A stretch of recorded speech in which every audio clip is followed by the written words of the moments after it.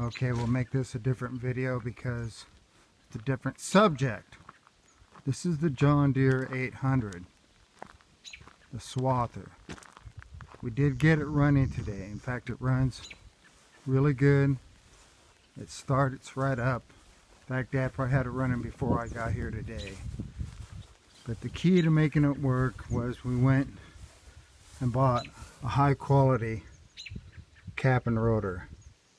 The other one we had was just aluminum contacts in the inside and it just did not work. Didn't have enough juice. So now with our Excel Super Stock, our good cap and rotor and wires, she fires right up. We also did put bigger heavy duty cable. I know that's red, but it was the right length. And over here, use number 2 on those, and that helped us get rid of that. Remember, we had voltage drop going from here to the starter. That's how I got rid of that problem with the battery cables. So there you go.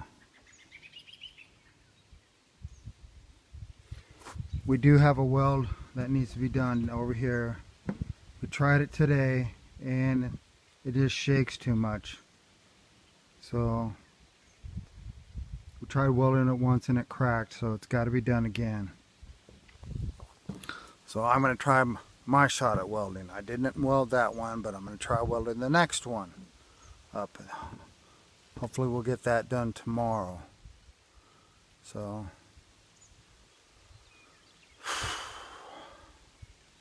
yeah, that's it from John Rudy at Rudy Racing tonight.